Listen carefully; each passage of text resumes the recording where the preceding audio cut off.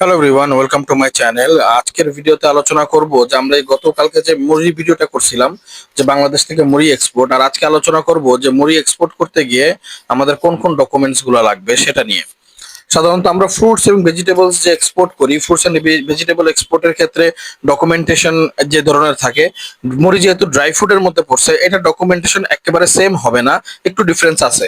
হ্যাঁ, but most of the time এই document গুলো সেম হয়ে থাকে, বাট কিছু কিছু ডিফারেন্স থাকে যেগুলো জানা খুবই দরকার। কারণ এগুলো যদি আপনি না জানেন, যে এক্সপোর্ট করার জন্য আপনার ফ্যাক্টরি আছে, আপনার লোকাল মাল আছে, আপনার ভালো মাল আছে, বেস্ট কোয়ালিটি প্রোডাক্ট আছে, কিন্তু আপনি এক্সপোর্ট করতে গিয়ে জায়গা মতো আটকায় গেলেন বা আপনার ডকুমেন্টসে যে কোনো একটা কমি এসে পড়লো, তখন আপনার ওই চালানটা আপনার আরো দেরি করে যাবে, আপনার আলটিমেটলি লস গুনতে হবে। তো বেসিক্যালি সাধারণত আপনার পোর্টের যখন আপনার মাল চলে যাবে, আপনি যদি ডকুমেন্ট দিতে দেরি করেন, সেই দেরি করার কারণে প্রত্যেকদিন একটা চার্জ যুক্ত হইতে থাকে। যেমন আমি শুনছিলাম যে আমাদের গতবার আলুর কন্টেনার আমাদের পৌঁছে যাওয়ার কথা ছিল রবিবার দিন, আর ডকুমেন্ট ডকুমেন্ট গেছে হইতেছে মেবি তার একদিন বা 2 দিন পরে। তো প্রত্যেকদিনে 20,000 টাকা করে জরিমানা চার্জ হয়েছে। সো এই জিনিসগুলো ফুড ইন্ডাস্ট্রির ক্ষেত্রেও সেম, তো ড্রাই ফ্রুটের ক্ষেত্রেও সেম, এই জিনিসগুলো খুবই খেয়াল রাখতে হবে। সো বেসিক্যালি যেটা বলতে গেছিলাম, মুড়ি এক্সপোর্টের ক্ষেত্রে, সাপোজ আপনি মুড়ি এক্সপোর্ট করবেন, এক্ষেত্রে প্রথমত এক্সপোর্টের জন্য আপনার 5 ধরনের লাইসেন্স লাগবে। নাম্বার 1, স্টেট লাইসেন্স লাগবে আপনার একটা। নাম্বার 2 হইতেছে আপনার টিন সার্টিফিকেট লাগবে। নাম্বার 3 আপনার ভ্যাট সার্টিফিকেট লাগবে, ভ্যাট বা বিন যেটা আমরা বলি। অবশ্যই বিনের মধ্যে আপনি যে এক্সপোর্ট করবেন বা এক্সপোর্ট করতেছেন এই বিজনেসটা অ্যাড থাকতে হবে। তারপর হইতেছে আপনার যে ইআরসি লাগবে, এক্সপোর্ট রেজিস্ট্রেশন সার্টিফিকেট। দেন আপনাকে ফ্রুটস এবং ভেজিটেবলস এর যে কোনো একটা অ্যাসোসিয়েশনের বা ফ্রুটস এন্ড ভেজিটেবল অ্যাসোসিয়েশনের মেম্বারশিপ লাগবে। যদি এটা না করেন তাহলে চেম্বার অফ কমার্স, আর নইলে আপনার বাপা Bangladesh agro food processing association, ওইটার মেম্বারশিপ লাগবে। এবং আপনি অথবা ইপিবির মেম্বারশিপ লাগবে। সো এই তিন তিন চারটা যে এজেন্সি অ্যাসোসিয়েশন আছে যেগুলা ফ্রুটস এন্ড ভেজিটেবলস এর ক্ষেত্রে লাগে আমাদের, তারপর ইপিবি আছে, এক্সপোর্ট প্রমোশন ব্যুরো, তার অথবা বাপা আছে, এগুলার অ্যাসোসিয়েশনের মেম্বারশিপ গুলো এটার আপনার আলাদা একটা হেল্প করবে। সো এগুলো মেম্বারশিপ লাগবে, এগুলো মেম্বারশিপ ছাড়া আপনি ইআরসি পাবেন না। তারপর আপনার ইআরসি লাগবে, export registration certificate. Export registration certificate ছাড়া আপনি বাংলাদেশ থেকে এক্সপোর্ট করতে পারবেন না।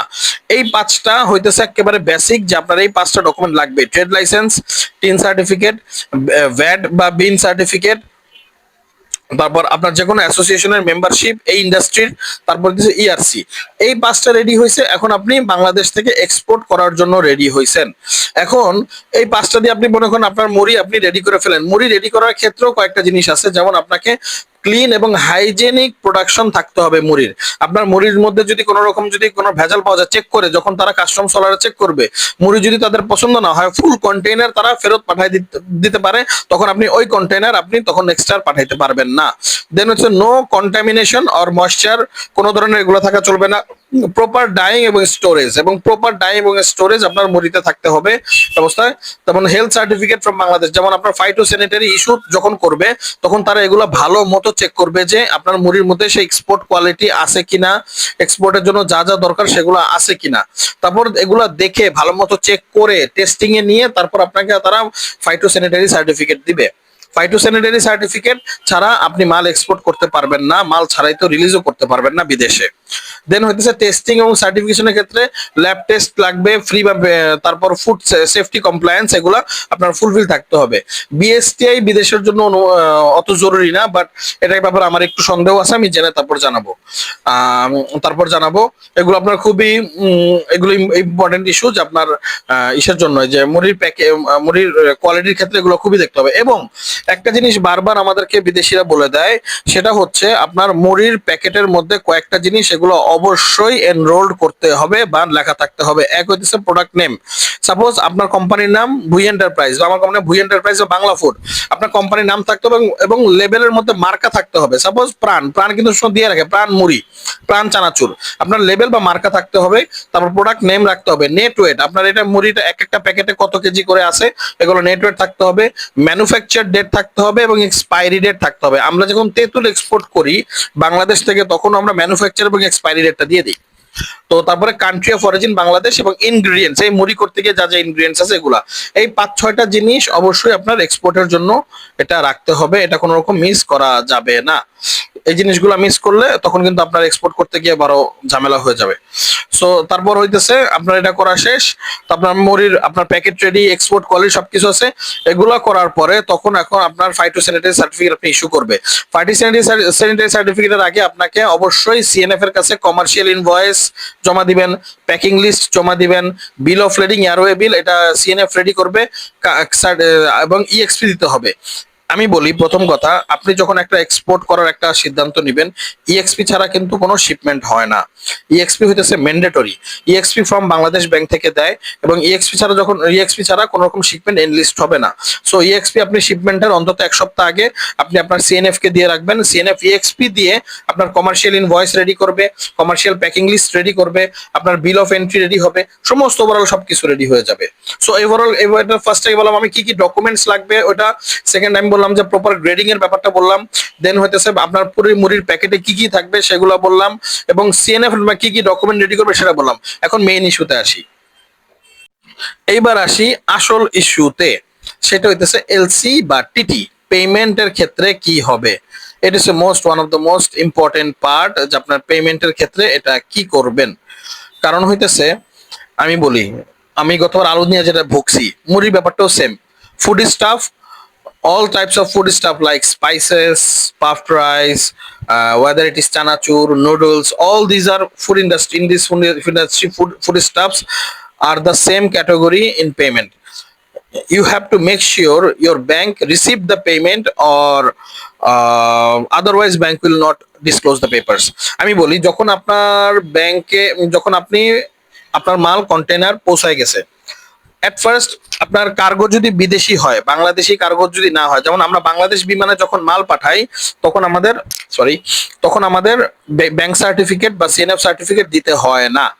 কিন্তু এমিরেটস বা অন্য এয়ারলাইন্সে যখন মাল পাঠাই তখন আমাদের এই সার্টিফিকেট গুলা দিতে হয়। সো বেসিক্যালি আপনি যদি আপনার শিপিং কার্গো যদি অন্য কার্গো হয়, বিদেশি কার্গো হয়, তারা আপনার কাছে সবচেয়ে আগে হইতেছে সিএনএফ সার্টিফিকেট নিবে। আপনি সিএনএফ সার্টিফিকেটের জন্য আপনার এবং ওরা হার্ড কপি নিবে। সো বেসিক্যালি কি করতে হবে তখন, আপনাকে সিএনএফ সার্টিফিকেটটা কেমন হবে ওটার একটা ডকুমেন্ট আপনাকে অনলাইনে পাঠিয়ে দিবে। আপনি ব্যাংকে তখন গিয়ে সমস্ত শিপিং ডকুমেন্ট গুলো ব্যাংকে জমা দিয়ে আপনাকে ওই মুড়ির কন্টেনারে সিএনএফ সার্টিফিকেট ওই কার্গোর জন্য আপনাকে ব্যাংক থেকে নিতে হবে। নিয়ে তারপর আপনি আপনার সিএনএফ কে আবার এটা একেবারে ব্যাংকে অ্যাটেস্টেড করে এজিএম, ডিজিএম অথবা প্রিন্সিপাল বা সিনিয়র কোনো অফিসার দ্বারা অ্যাটেস্টেড করে ওটাকে আপনার চিটাগাং পোর্টে পাঠাইতে হবে। ওই সিএনএফ বা ব্যাংক সার্টিফিকেট দেখিয়ে তখন তারা কাস্টমসের সমস্ত পেপারস গুলা, যেই পেপারস দিয়ে সৌদি আরবে বা বিদেশে আপনি মুড়ি কন্টেনারটা রিলিজ করাবেন, সেই কন্টেনারটা আবার আপনি যেই ব্যাংক থেকে এক্সপোর্ট করছেন সেই ব্যাংকের এনলিস্টে মানে কি বলে ছাড়পত্র লাগবে। তখন ওই ব্যাংক আবার আপনাকে পাঠাবে আপনি সে ঢাকায়, আপনি তখন যেই ব্যাংক থেকে ইএক্সপি নিয়ে আপনি এক্সপোর্ট করছেন, আপনার কোম্পানি আছে যে ব্যাংক থেকে, ওই ব্যাংকে গিয়ে আপনাকে সেটা আবার ওই ব্যাংক যে পেমেন্ট যেটা রিসিভ হয়েছে বা কবে পেমেন্ট আসবে এটার একটা disclose paper, seal or sign এটা লাগাই দিতে হবে। এই ক্ষেত্রে ইস্যু, অনেক ব্যাংক আছে যদি আপনি যদি পেমেন্ট না আসে তবে ওটা সিল এন্ড সাইন দিবে না, তখন আপনার কন্টেনার গিয়ে পড়ে থাকবে। আর যদি আপনার কন্ট্রাক্টে থাকে যে শিপমেন্ট যাওয়ার পরে গিয়ে পেমেন্ট আসবে, সেটা ব্যাংক যদি দেখে বুঝে হ্যাঁ আপনার এই কন্টেনার যাওয়ার পরে পেমেন্ট আসবে, তখন আপনাকে ওই ব্যাংক আপনার যে কাস্টমসের পেপারস, বিল অফ এন্ট্রি এবং কার্গো পেপারসের মধ্যে সিল এবং সাইন করে দিবে। তখন ওটা আপনাকে কুরিয়ার করে আবার সিএনএফ কে পাঠাইতে, সিল এন্ড সাইন করে দিবে। সিল এন্ড সাইন করার পরে সেটা আপনাকে নোটারি করতে হবে। নোটারি করার পর সেটাকে আপনার আবারও ওটা ট্রান্সলেট করতে হবে। ট্রান্সলেট করার পর সৌদি এম্বাসি করতে হবে। যদি সৌদি আরবে করেন, ম্যাক্সিমাম যেহেতু মুড়িগুলো আরবে যায়, তো সৌদি এম্বাসি করতে হবে। সেটা এম্বাসি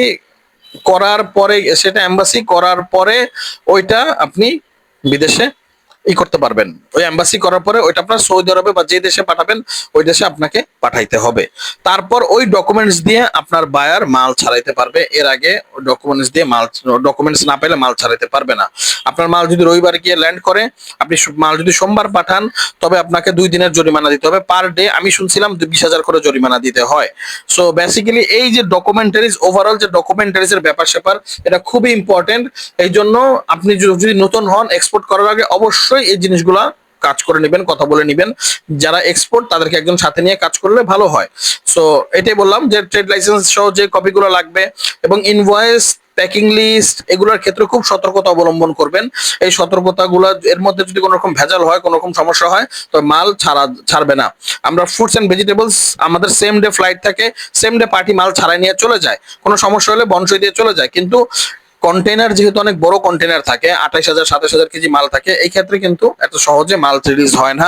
ডকুমেন্টারিজে কোনো রকম ভুল হইলেই সমস্যা হয়, যেমন কমন মিস্টেক্স, প্রপার ডকুমেন্টেশন হয় না অনেক সময়, পুয়ার প্যাকেজিং এর কারণে কন্টেনার রিজেক্ট হয়, ময়েশ্চার যদি পাওয়া যায় মুড়ির মধ্যে তবে কন্টেনার রিজেক্ট হয়, এবং বাইরের কান্ট্রি রুলস যদি জানা না থাকে কন্টেনার রিজেক্ট হয়। সো এই সব জিনিসগুলো ওভারঅল জেনে তারপর আমরা কন্টেনার করব। So thank you for watching my video.